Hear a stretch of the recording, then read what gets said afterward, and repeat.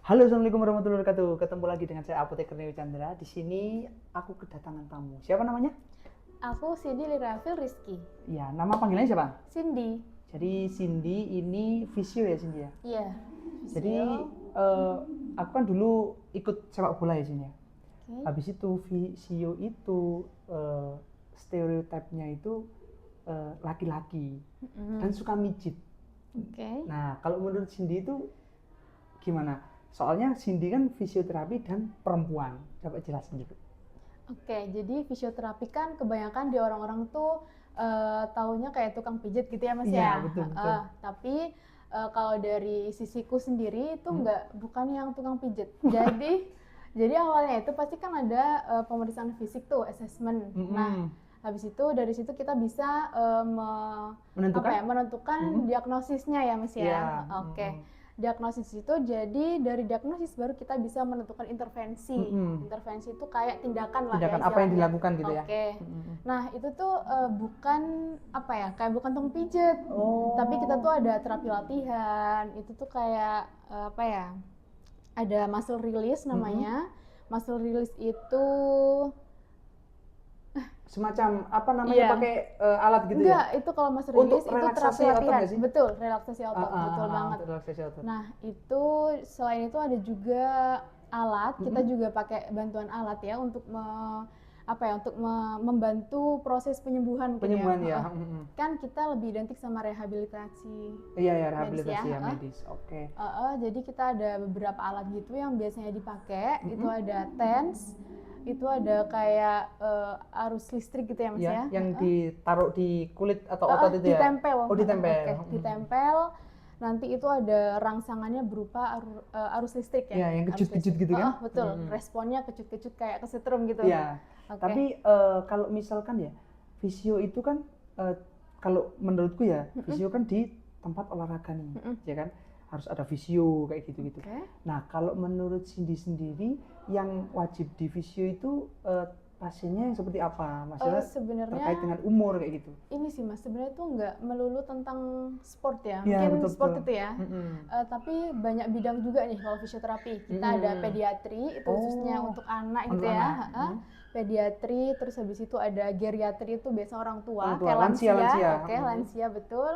Habis itu ada muskulo itu untuk yang cedera lebih ke kayak otot gitu, sendi, betul. Neuro itu lebih ke saraf. Saraf. Oh. Kayak stroke, habis itu kayak apa ya? Jadi macam-macam ya? Macam-macam, cuman terapinya. memang mungkin Mas Neo itu kebanyakan kan juga dalam futsal gitu mungkin Iya, ya. di Terus sepak tim bola. medis itu masuk ke sport.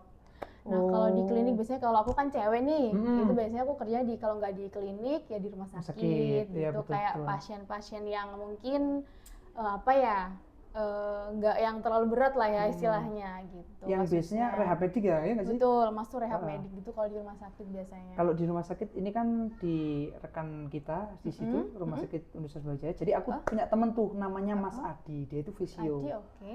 Nah ternyata aku baru tahu kalau orang-orang misalkan habis pasca stroke ya sih? Betul, pasca OP betul. Pasca stroke, pasca operasi itu ternyata ada namanya rehab medik. Nah itu dengan visio juga? Iya, itu dengan visio kita. Kita juga kalau misalkan di rumah sakit kan ada apa ya, rawat inap tuh. Iya, betul. Biasanya pasca OP, kayak OP apa ya, biasanya pasien kardio. Iya. Mungkin kan abis bedah apa ya, kayak ada gangguan jalur nafas gitu. Itu jadi kita yang bantu untuk rehab medik kembali ke biar bisa posisi aktivitas normal. semula, betul. Gila. Yang membantu untuk bisa kembali kayak beraktivitas lah istilahnya.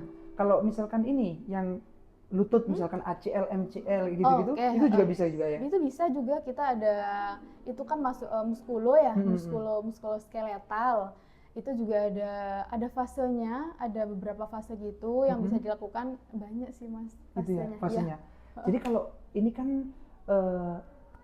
fisioterapi itu kan aku dengarnya masih baru ya.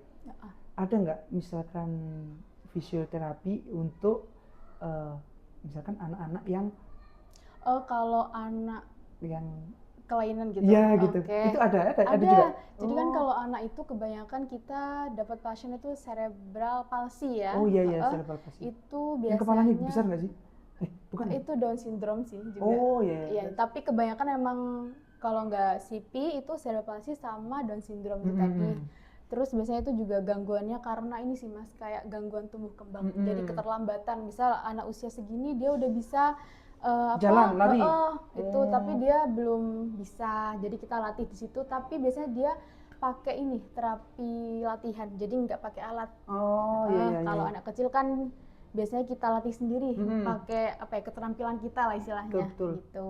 Kayak untuk melihat, sebenarnya untuk melatih ini sih Mas, kayak ototnya, karena kan kadang ototnya tuh kaku sebenarnya. Perlu latihan biar betul. Itu pun juga ini harus kayak apa ya, konsisten lah istilahnya. Kayak 1 minggu tuh 2 kali 3 kali untuk gitu. terapinya. Betul.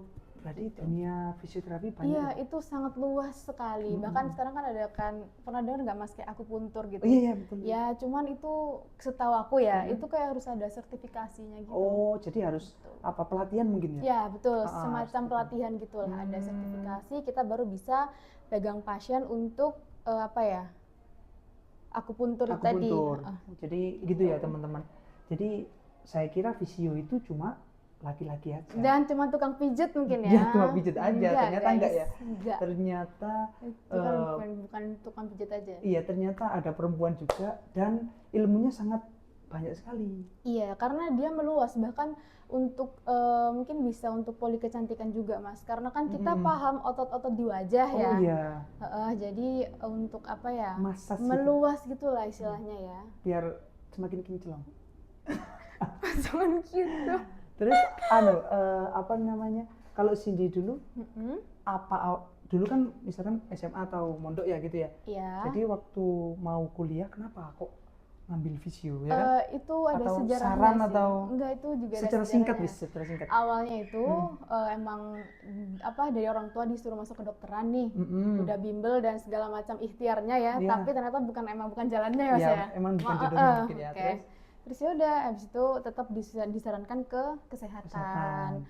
Terus tapi kan ada banyak tuh pilihannya, ada perawat dan lain-lain ya. Cuman emang apoteker mungkin. Iya, itu enggak jangan gitu. Terus ternyata teman sendiri tuh ada fisioterapi.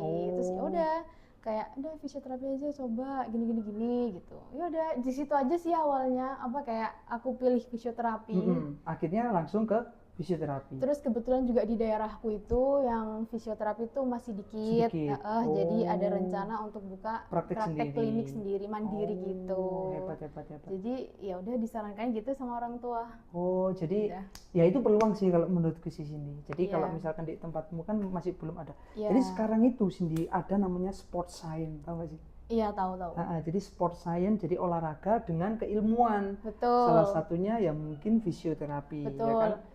Kalau misalkan otot, misalkan Cindy nih mempelajari tentang otot gini-gini, ternyata untuk sepak bola itu ototnya sekian, lemaknya sekian. Itu mempelajari juga sih? Iya, karena kita kan juga belajar otot ya Mas. Kurang lebih kayak kedokteran mungkin ya. Maksudnya karena kan hafalan juga nih, banyak hafalan otot, sendi, tulang gitu-gitu kan. Mungkin ya adalah ya kayak ilmunya gitu yang hebat banget, yang bisa diambil ya.